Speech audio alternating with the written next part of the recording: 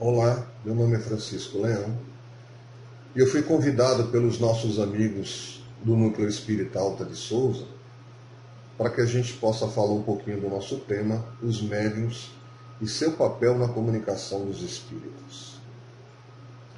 Antes de nós começarmos, vamos fazer uma prece, agradecendo a Deus e pedindo a colaboração dos bons espíritos nesse trabalho. Amigo Divino Mestre Jesus, ampara-nos, Senhor.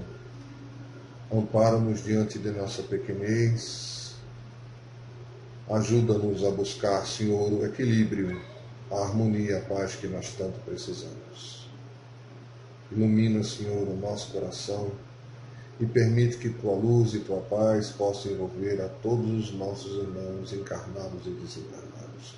Que assim seja. O tema é bastante interessante, falarmos sobre mediunidade, falarmos sobre os médiuns e algumas das dúvidas que muitos médiuns têm nos dias de hoje, principalmente quanto até que ponto o próprio médium influencia na comunicação. Qual é o papel do médium nessa comunicação?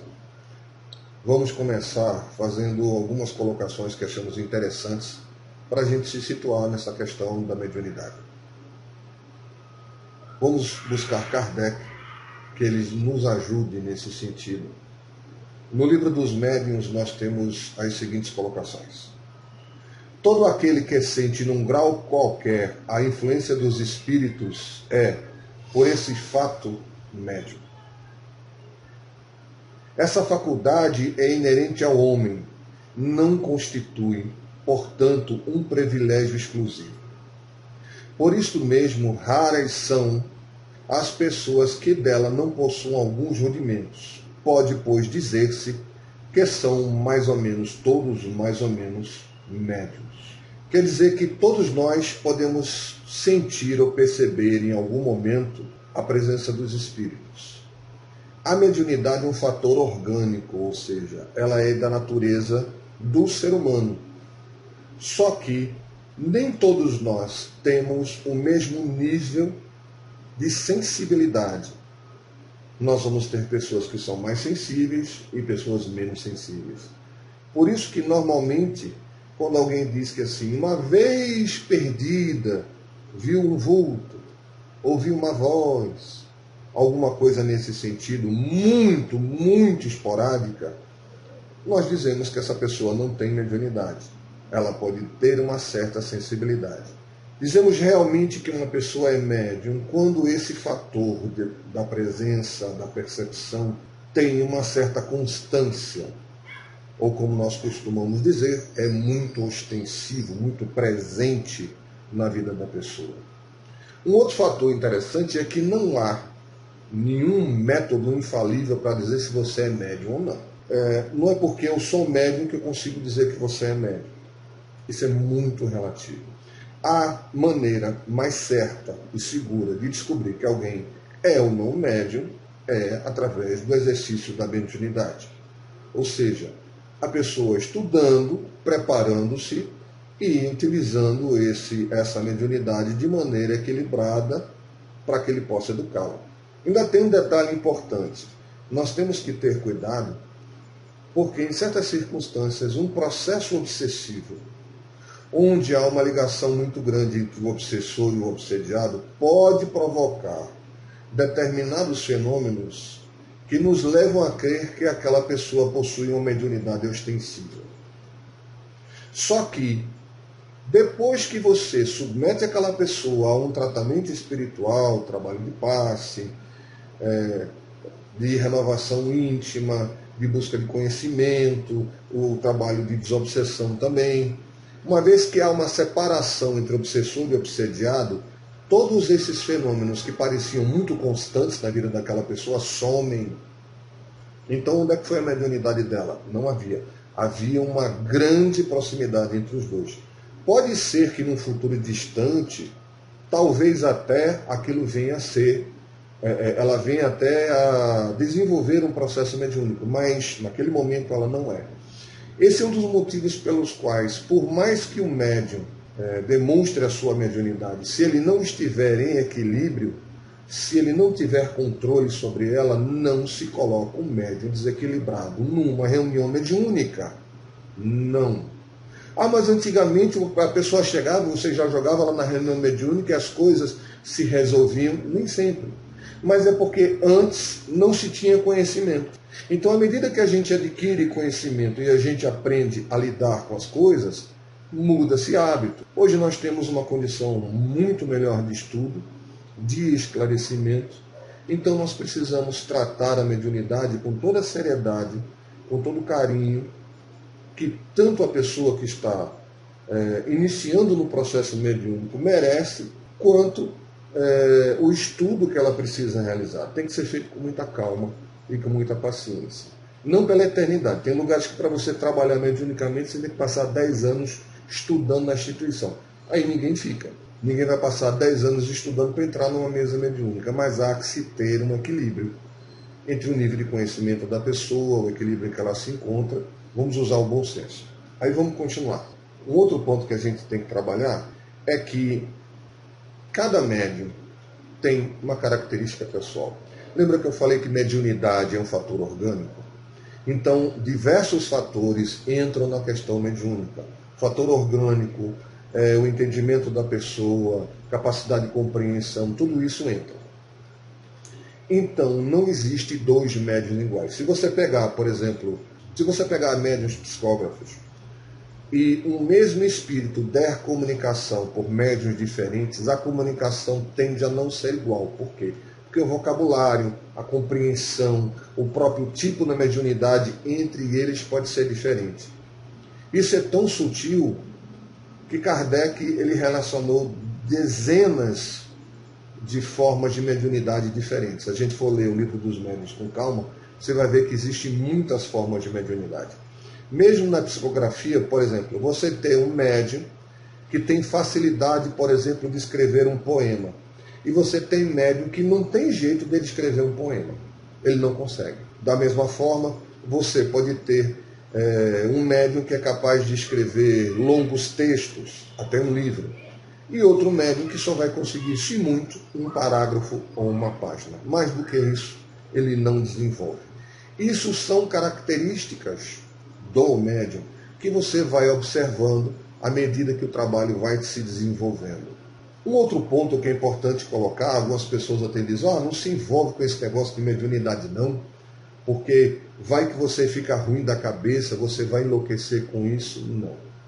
A mediunidade não deixa ninguém mais propenso a ter problemas mentais do que ler a Bíblia, ou estudar muito, ou se dedicar a determinadas atividades ou trabalhos. Se a pessoa tende a ter um desequilíbrio mental, é porque ela já tem essa tendência.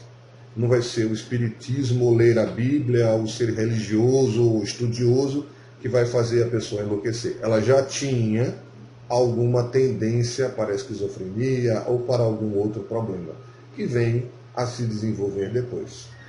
Ok? Isso não existe. Inclusive, sempre que alguém procura um centro espírita, buscando um tratamento espiritual, nós temos o cuidado de recomendar que nenhum tratamento médico, psicológico ou psiquiátrico seja abandonado pelo paciente. Só quem pode dizer se você pode parar uma medicação ou um tratamento é o médico ou psicólogo que passou aquilo. Então, o tratamento espiritual que a gente trabalha vai funcionar como coadjuvante no processo médico, mas de forma alguma substitui ou nega esse processo. Isso é muito importante a gente colocar. Da mesma forma, muitas vezes algumas pessoas se aproximam da casa espírita sofrendo processos obsessivos que podem lembrar processos psicológicos e vice-versa.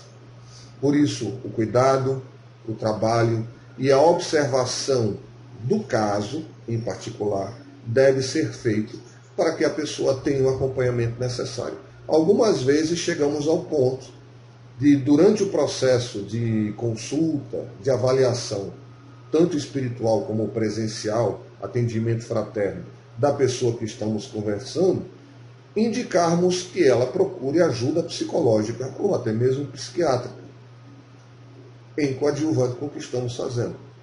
Vai sempre fazer bem a pessoa, ser bem tratada e ter mais opções. Aí vou ler um outro trechozinho do livro dos médiuns, que nós achamos também muito interessante. Esta faculdade, a mediunidade, se desenvolve pelo hábito e pode adquirir tal sutileza que aquele que a possui reconhece pela impressão que experimenta não só a natureza boa ou má do espírito que ele está ao lado, mas até a sua individualidade. Um ponto importante, faculdade se desenvolve. Como? Pela prática. Então a faculdade mediúnica, ela deve ser educada. E através da observação da faculdade, do uso da faculdade, nós vamos aprimorando-a. Mas dentro do movimento espírita, a gente tem a preocupação em educar a mediunidade. Dessa forma, o médium, ele aprende a lidar com a sua mediunidade, a entender, perceber a presença dos espíritos, identificar essa aproximação espiritual. Isso é todo um processo que se aprende ao longo do tempo. E a melhor forma de fazer isso é através de um grupo equilibrado, coeso, de preferência de pessoas mais experientes do que a pessoa que está iniciando. É por isso que se recomenda que a mediunidade ela deve ser praticada dentro de uma casa espírita, não numa residência, por exemplo, porque nenhuma residência vai conseguir ter todo o aparato de apoio espiritual que uma casa espírita tem. Mas importante, é impossível ter uma comunicação mediúnica, um trabalho mediúnico numa casa particular? Não. Centenas de centros espíritas nasceram de reuniões familiares. Não é recomendado. Não é que seja impossível. Bom, mediunidade não é nem castigo, também não é um dom maravilhoso que caiu dos céus. É uma oportunidade. Um médium é alguém que precisa utilizar esse dom, essa capacidade, assim como ele utiliza a visão, a fala, ele pode utilizar de boa maneira ou de uma maneira ruim. Porque a mediunidade ela não está circunscrita a uma reunião mediúnica uma vez por semana na casa espírita. Você é médium 24 horas por dia. Então é importante você entender como funciona a realidade da mediunidade, como funciona a sua sensibilidade, para que você não fique levando sobressaltos, nem fique passando aperreios sem necessidade. Por que aperreios? Porque assim como você percebe os bons espíritos, você também percebe os espíritos em desequilíbrio. Isso pode acontecer. Uma certa oportunidade estávamos andando e vimos uma jovem sentada numa mesa de bar sozinha. Nós estávamos com a nossa família e olhamos na direção do bar e vimos aquela pessoa sentada. E ela nos chamou a atenção pelo aspecto de tristeza. Então, quando olhamos para ela, imediatamente começamos a sentir o que ela estava sentindo, a tristeza, a angústia. É por isso que um médium ele deve aprender a lidar para perceber esse tipo de fenômeno, interromper e continuar a fazer aquilo que estava fazendo. Da mesma maneira, você pode ser interpelado por um espírito, dependendo da sua mediunidade, onde você estiver. No ambiente de trabalho, na rua, no ônibus. Pode acontecer também. Vai depender da sua sensibilidade. Divaldo Pereira Franco comenta que na sua época havia bondes que eram totalmente abertos, né? Você ia sentado naquele banquinho no meio, lá na Bahia. Em certa oportunidade, toda vez que ele ia pegar o bonde, ele tinha dificuldade, porque ele tinha uma evidência tão forte, tão agressiva, que quando ele olhava para dentro do bonde, ele via o bonde cheio de gente sentada. Ele acabava ficando pendurado do lado de fora do bonde. Às vezes o condutor olhava para ele e dizia assim: o senhor não vai sentar não? Ele disse: não, eu vou aqui fora que está mais fresquinho. Só que o ônibus não tinha, o bonde não tinha porta nem janela. Mas é porque ele tinha receio, porque ele via todos os lugares ocupados e ele não conseguia distinguir o que era espírito desencarnado de encarnado. Então ele tinha um medo de sentar no colo de alguém encarnado. Vê o constrangimento que ele ia passar, né? Então ele não tinha ele tinha essa grande dificuldade. E ele conta outras histórias bem interessantes sobre a sua vidência e a sua percepção espiritual. Ele passou um bocado de perrengue sobre isso. Aí, continuando, quando a gente fala de mediunidade, uma coisa que é preocupação bastante comum entre os médiuns é justamente o papel do médium na comunicação. Muitos médiuns se perguntam se aquela comunicação, na verdade, não é somente dele. No livro dos médiuns, Kardec nos adverte sobre isso com essas perguntas. Veja que pergunta interessante que ele faz aos espíritos. As comunicações escritas ou verbais também podem emanar do próprio espírito encarnado no médium? E respondem os espíritos. A alma do médium pode comunicar-se como a de qualquer outro, se goza de certa liberdade, de certo grau de liberdade. Recobra suas qualidades do espírito. Vamos lá. Então quer dizer que numa comunicação pode o próprio médium dar aquela comunicação achando que é um espírito desencarnado? Sim, pode acontecer. Mas é preciso a gente entender o que vem a ser justamente isso. O chamado animismo. Ânima vem de alma, ou seja, aquilo que é da alma. Então, quando a gente fala de animismo, nós estamos falando de uma comunicação que parte do próprio médium. Aí muita gente fala assim, mas eu tenho medo disso venha acontecer comigo, que eu dê uma comunicação que não seja verdadeira. Não é o caso. É preciso se distinguir animismo de falsificação ou mistificação. Mistificar, falsear uma comunicação é fazer, é mentir, é fingir, seja um médium fingindo que está recebendo um espírito, que ele não está, né? Então ele está fingindo uma comunicação, seja mesmo uma comunicação que realmente o médium está recebendo, mas o espírito que se comunica passa-se pelo que não é. Isto é uma mistificação. Ok? Não é o caso do animismo. Aí vamos explicar por quê. A gente tem que lembrar que nós somos espíritos encarnados. O que nos difere dos desencarnados é justamente que eles estão mais livres do que nós no sentido de estarmos presos ao corpo físico. Ok? Então, nós possuímos tanto quanto capacidade como eles. Uma vez reencarnados, a nossa capacidade, a nossa lembrança total do nosso passado, de todo o conhecimento que a gente possui de diferentes reencarnações, ele é limitado justamente pela influência do organismo.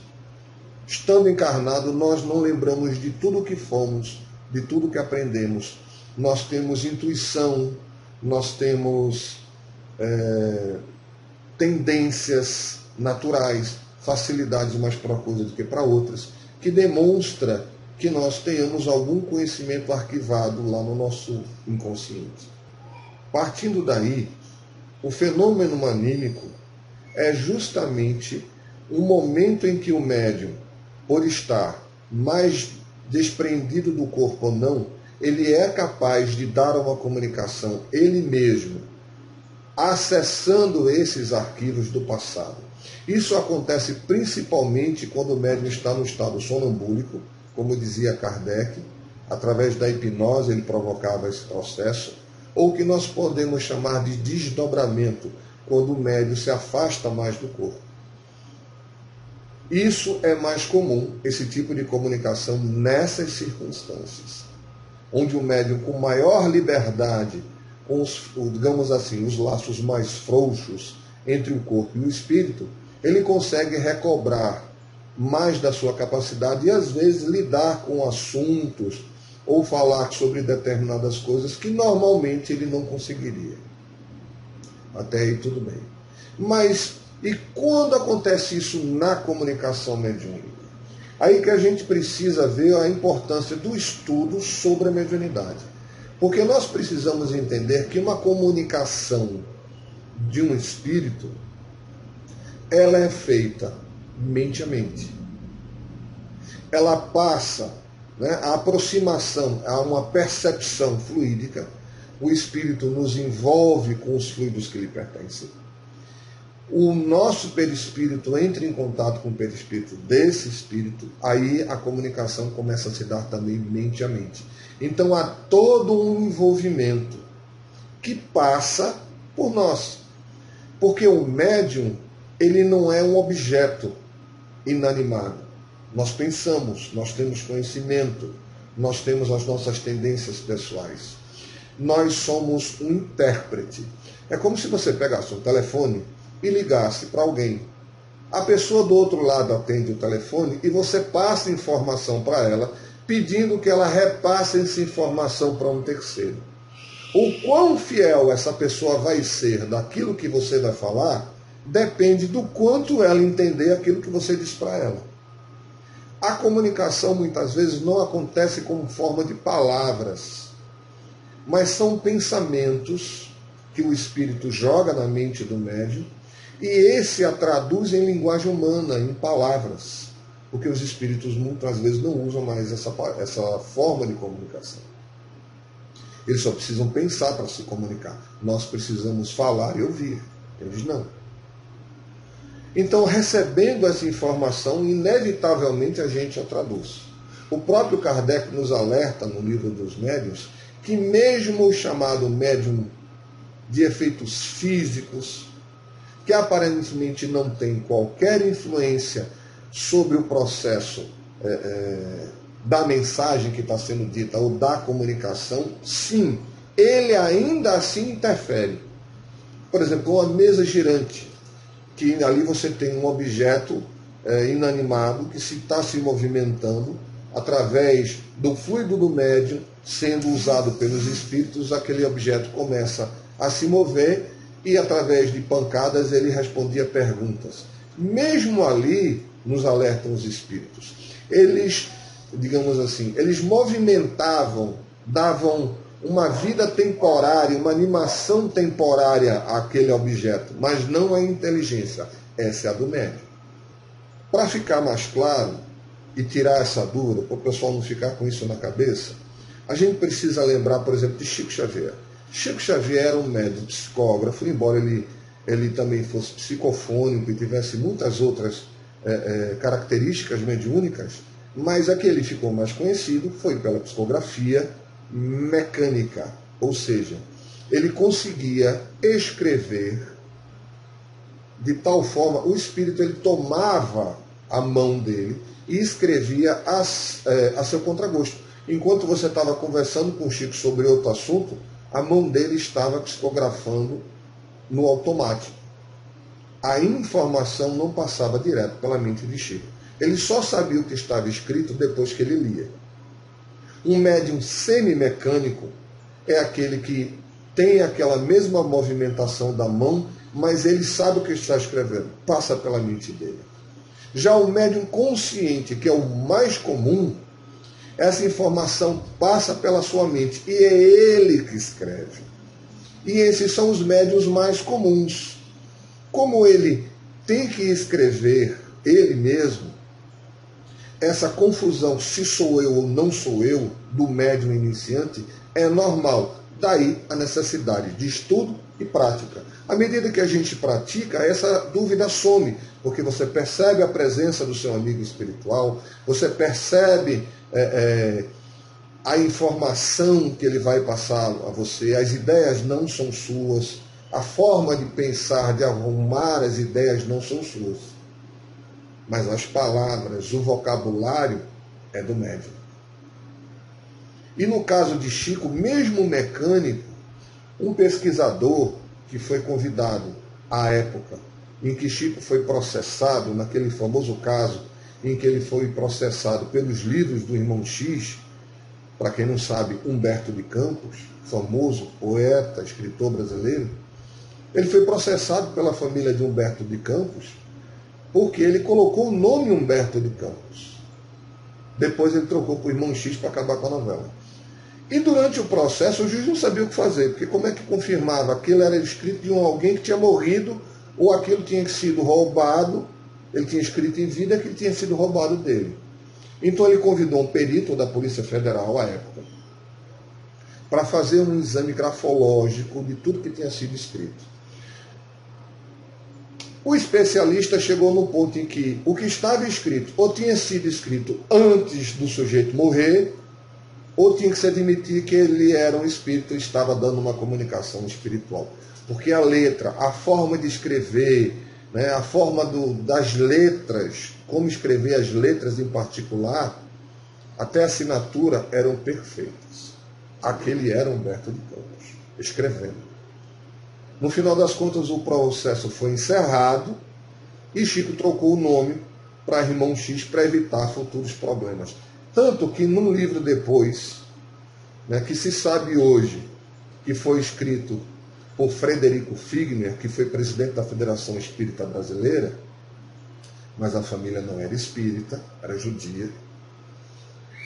Ele escreveu um livro por Chico chamado Voltei. Aí Chico, para evitar essa novela, botou o irmão Jacó. A espiritualidade já botou esse nome para evitar aqueles problemas que houve no passado, judiciais e tudo mais. Mas aquele sujeito, o especialista em grafologia, ficou tão curioso que ele passou a estudar Chico. E ele chegou a uma constatação bem interessante. De 100 comunicações que Chico escrevia, por exemplo, aquelas famosas cartas consoladoras, que a gente tanto ouve falar, de 100 daquelas cartas, 30, ele podia atestar sem sombra de dúvidas que as comunicações na letra, na assinatura, eram das pessoas que se comunicavam, que já tinham falecido. Mas 70% das comunicações, a letra era de Chico. E, inclusive, havia determinadas passagens, mesmo Chico sendo um psicógrafo mecânico, em que era evidente que havia a participação de Chico nas mensagens. Por exemplo, a pessoa em determinado momento pedia a bênção aos pais, ou fazia uma determinada colocação que nunca fizeram em vida, porque esse hábito era de Chico, não da pessoa desencarnada. Porque a informação, mesmo não passando pelo consciente do médium, é filtrada por ele. O que o médium não tem é a lembrança. Mas o espírito, durante a comunicação, ele vai pegar o conhecimento, o vocabulário do médium. Sempre. É por isso que nós falamos, sempre é importante o médium se educar, aprender, ler, aumentar o seu vocabulário. Porque quanto mais conhecimento, quanto mais oportunidade você tem de aprender, mais subsídio você oferece aos espíritos. Então, o espírito, por exemplo, ele pode fazer um médium que não fala, não tem conhecimento na presente reencarnação, fala numa língua que ele não conhece. Basta ele acessar esse conhecimento do passado. Não é fácil, nem simples, mas ele consegue. Aí a gente pode dizer, então um médium analfabeto, um médium que não tem muito conhecimento, não teve chance de estudo, ele é impossível de trabalhar? Não, Chico tinha até a 4ª série. Mas é aquela história. Se você tem um bom instrumento para trabalhar, não importa qual seja a sua atividade, e um instrumento mediano, razoável, que dá para quebrar o galho, e tem um excelente, qual dos dois você usa? A que for melhor. Mas se não tiver nenhum bom, só se tiver aquele razoável, você usa o que tem. E é assim que funciona também. Se a espiritualidade puder achar um médium melhor para passar a determinado ponto, ele vai passar. Exemplo, um espírito deseja passar determinadas informações com base no conhecimento médico. Se aquele médium que ele vai passar, ele não tem nenhum conhecimento presente ou passado sobre medicina e anatomia, ele vai ter que fazer um esforço monstruoso para vencer essa dificuldade do médium. Porque haverá palavras, conceitos que o médium não faz a menor ideia. Então, muito mais fácil para ele, se ele utilizar um médium que tenha na presente vida esse conhecimento, ou tenha na vida passada. Então, quanto mais o médium estuda, aprende no sentido geral, não só doutrinário, mas também doutrinário, mais fácil fica para a espiritualidade esclarecer e ajudar ele no próprio processo de desenvolvimento. Então, no princípio da mediunidade, o médium não tem que se preocupar se sou eu ou não. Por quê? Porque quando a gente trabalha em grupo, quando nós trabalhamos nos educando todos juntos, é trabalho do dirigente da reunião, do orientador, do esclarecedor que vai conversar com os espíritos, perceber, ouvir a comunicação, analisar as comunicações, para que a gente tenha esse retorno. Por isso que o médium ele não pode ter melindre, ficar chateado de receber observações, críticas e sugestões de dirigentes e outros cooperadores, porque ele está no processo de aprendizagem. O próprio Emmanuel fez Chico jogar fora diversas coisas que ele havia escrito. E Chico ficou com pena, como é que eu vou jogar fora tanta coisa que a gente fez?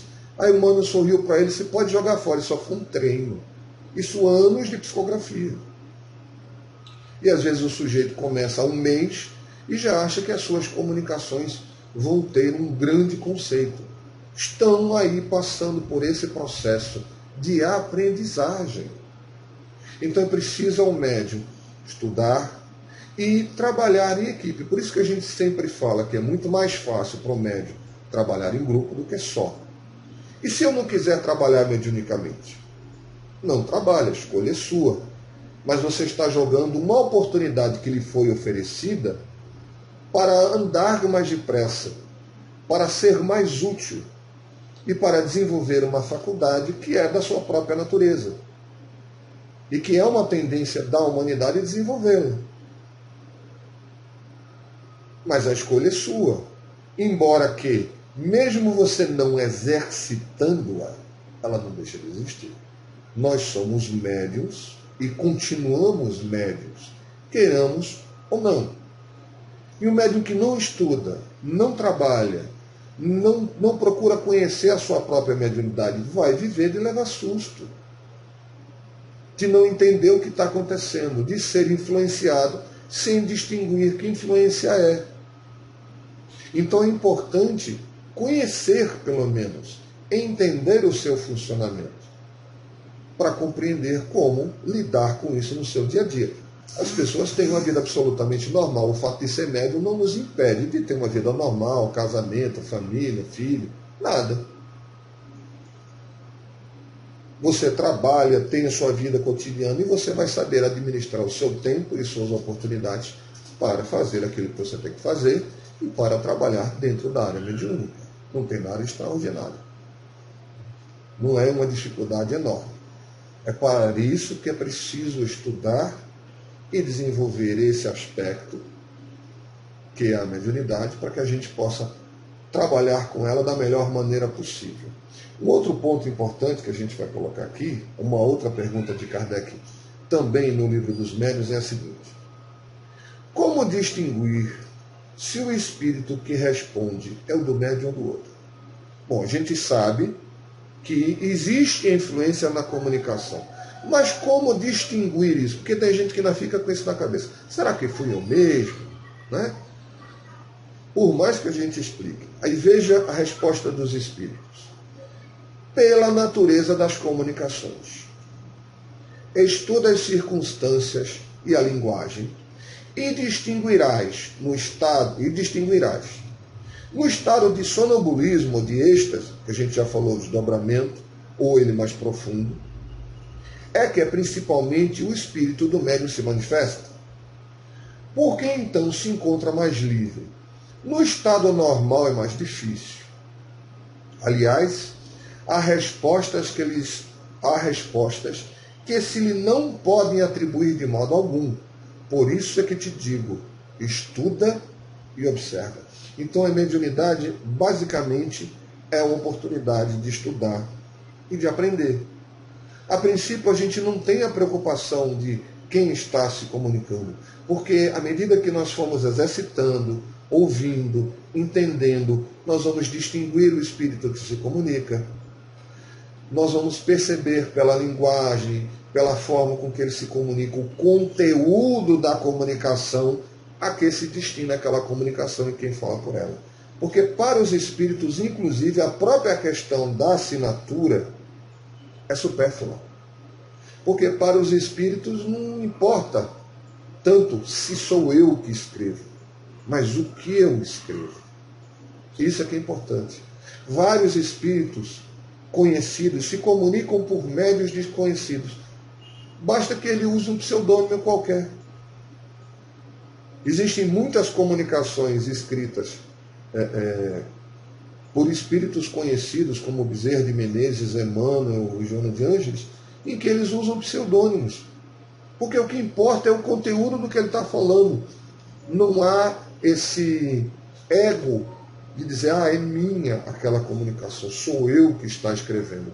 Isso fica em segundo plano. É importante analisar o conteúdo. Numa instituição que fazemos parte, passamos mais de 10 anos numa reunião de psicografia, nós nos lembramos que nesse período de tempo, só 2 comunicações foram consideradas em condição de ser passadas ao público. 2. De 10 anos de trabalho com vários médios. Porque nós estávamos num processo de aprendizagem e crescimento. Então, 2 daquelas comunicações não eram, por exemplo, pessoais, voltadas ao grupo, voltadas apenas ao centro, mas o conteúdo podia ser considerado universalista, ou seja, qualquer pessoa que lesse conseguiria entender aquela mensagem como para si mesmo. Isso é outro ponto importante. Todo médium deve considerar a comunicação recebida como se para si mesmo. Antes de pensar que aquela comunicação que ele recebeu é para as pessoas, é para ele. Então, se é uma crítica, a crítica é sobre ele. Se é um conselho, é para ele. Tudo, em toda a comunicação, o médium ele deve analisar a sua mediunidade pelo aspecto da aprendizagem.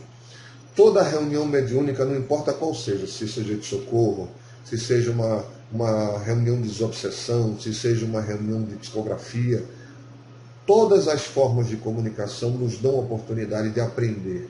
Então, a reunião mediúnica é um processo de aprendizagem constante. Não existem 2 reuniões iguais. Porque há sempre um caso, uma circunstância, uma comunicação diferente que vem corroborar aquilo que a gente estuda ou vem acrescentar um ponto que precisa ser estudado, aquilo que a gente conhece. Então é um exercício constante. Por isso que a gente precisa estar sempre lendo, aprendendo, debatendo, discordando, concordando, aprendendo, discutindo. Isso é um processo de crescimento, não é estático.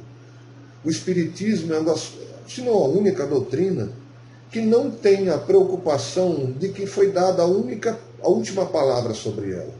Kardec nos alertou sobre isso. Haverá sempre a aprender, porque à medida que nosso nível de conhecimento aumentar, que a própria ciência avançar, a nossa forma de ver vai nos permitir compreender melhor o que está mais à frente.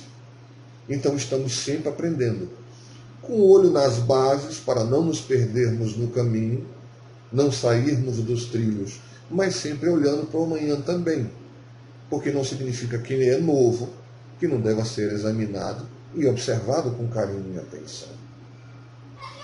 Em toda a comunicação espiritual há influência do médium. Agora é preciso, tanto os dirigentes como os trabalhadores da casa e o próprio médium, estar atento à questão do animismo para que o médium vá aprendendo a diminuir ao máximo isso. Existir sempre irá. Mas quando o médium se educa, quando ele exercita, estuda, aprende, reconhece e procura melhorar a si mesmo, isso vai diminuindo. Nós presenciamos um exemplo muito interessante numa instituição onde trabalhávamos mediunicamente, somos médiuns, em que em dado momento um espírito se comunicava por um médium, numa comunicação psicofônica. Nesse momento, esse espírito se comunicava, estava com muita raiva do pai, desse pai que ele tivera na sua última encarnação, e muita mágoa. Então o dialogador, aquele que está na reunião, que não tem uma mediunidade ostensiva, não precisa ser médium ostensivo, está lá conversando com ele, tentando ajudá-lo a lidar com esses sentimentos, essas ideias, e aceitar ser ajudado, mudar de atitude mental, que possibilite ele ser socorrido pela espiritualidade superior. Nesse momento, em determinado instante, aquele médium não percebeu, mas o espírito que estava acompanhando ele aceitou as palavras do esclarecedor e se afastou. Porque ele tinha sido convencido. Mas aconteceu um fenômeno interessante. O médium continuou discutindo com o esclarecedor. Porque o médium tinha um trauma pessoal dessa ou de uma reencarnação passada. Nós não tivemos oportunidade de adentrar muito mais, né, a questão pessoal do médium. Mas ficou claro que quem estava discutindo com o esclarecedor foi o próprio médium, por um trauma pessoal. Aí vem a flora um conflito interno, o animismo do médium. E à medida que ele lidar com esse conflito e ele vencê-lo, isso vai desaparecer. E qual o papel do esclarecedor nisso? Ele vai esclarecer, conversar com o médium da mesma maneira e com o mesmo carinho. Porque ali o médium também precisa de orientação. A grande parte de nós que temos mediunidade também temos muitos traumas e temos uma bagagem espiritual às vezes complicada, que precisa ser trabalhada com carinho. Vez por outra, esse fenômeno pode acontecer. Daí a importância de trabalhar em grupo para identificar essas questões, que não é algo assim problemático. Quais as medidas, então? Se conversou com o dirigente da reunião, se explicou a percepção, nós explicamos a percepção que nós tínhamos tido, o esclarecedor concordou conosco, e o dirigente ficou de conversar em particular com esse médium, uma coceirinha aqui no olho, em particular com ele, para tentar entender qual a origem do problema. Talvez até aquele amigo, aquele médium, precise de um apoio ou um tratamento psicológico para vencer um trauma atual. Ou isso pode ser uma característica de um passado distante. E, naquele momento, através do fenômeno mediúnico, o médium coloca para fora. Isso não invalida com o médium, isso não é um ato errado, isso apenas faz parte do fenômeno. Por isso que a gente precisa entender o fenômeno e estudá-lo. No Espiritismo, diferente de outras religiões que lidam com a comunicação espiritual, nós temos esse cuidado, o cuidado do médium ter um papel de controle sobre a comunicação, no sentido de não permitir uma liberdade total ao espírito comunicante, caso ele seja algum espírito em sofrimento. Mas, ao mesmo tempo, ser neutro o suficiente para permitir que a comunicação seja o mais fiel possível. Esse é o trabalho, esse é o processo da chamada educação mediúnica. Não é algo que se vai fazer só, é algo que se deve ser feito em grupo, através do estudo. Por isso convidamos a todos os amigos, médiums ou não, porque você não precisa ser médium ostensivo para estar numa reunião mediúnica. Como todos nós temos em algum grau sensibilidade, um dirigente, um esclarecedor, ele também tem em certo grau mediunidade. Pode ser inspiração, intuição, e isso o ajudará, se desenvolverá e o ajudará no processo de auxílio àquele espírito desencarnado e até a encarnados também. Então, à medida que o médium ele vai trabalhando, isso vai se desenvolvendo. Como a gente falava antes, nem todos os médiuns são iguais. Então não adianta nós esperarmos que o médium faça milagre, ele não faz. Os médiuns são pessoas como todas as outras, não tem nada de extraordinário, não tem que ser idolatrados, nem tem que ser vigiados como obras raras e preciosas, mas é alguém que precisa de orientação e cuidado. Ou você passa por perrengues, por situações que são absolutamente desnecessárias. Então, só o fato de você receber uma comunicação do plano espiritual ou de um espírito falar com você não significa que aquela comunicação seja verídica. Pode ser até que havia ali um espírito conversando com o médium, mas não significa que ele estava falando a verdade. Então, o cuidado numa comunicação é muito importante. Compreender que os espíritos no plano espiritual, eles também mentem, enganam. Existe o espírito pseudo-sábio, aquele indivíduo que tem um grande conhecimento filosófico, científico, mas não tem base moral. Então ele pode dizer coisas fantásticas e maravilhosas, e lá no meio, no detalhe, ele passa uma informação deturpada. Se a gente não parar para pensar nos detalhes, esse tipo de coisa acontece. Então, mediunidade é coisa séria, mas é preciso carinho, orientação ao médium, estudo, tanto da parte do médium, como dos dirigentes de reunião, como dos esclarecedores, para que a gente possa aproveitar ao máximo essa oportunidade de esclarecimento. Que mediunidade é isso?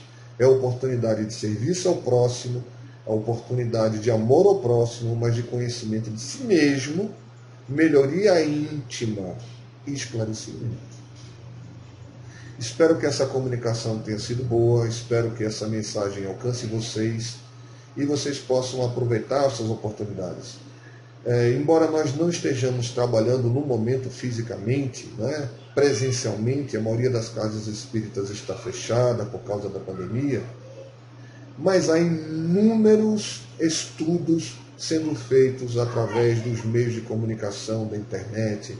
Vamos aproveitar para adquirir conhecimento, para nos prepararmos, porque em breve, com a permissão de Deus, voltaremos às nossas atividades com certa normalidade, e por que não estudar e nos preparar nesse momento de reflexão e isolamento?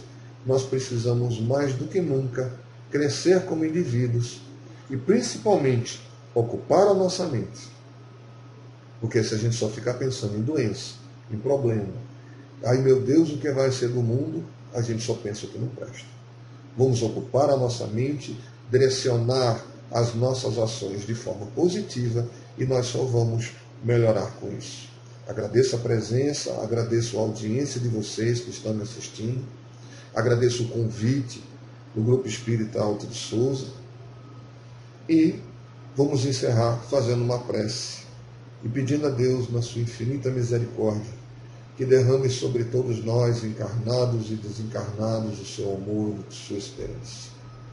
Obrigado, meu Deus, por tudo de bom que nós temos recebido. A tua bondade, a tua luz, a tua perfeição possa se derramar sobre nós e nos ajudar, Senhor, a sermos úteis cada vez mais. Muito obrigado, muita paz, que Deus abençoe a todos nós.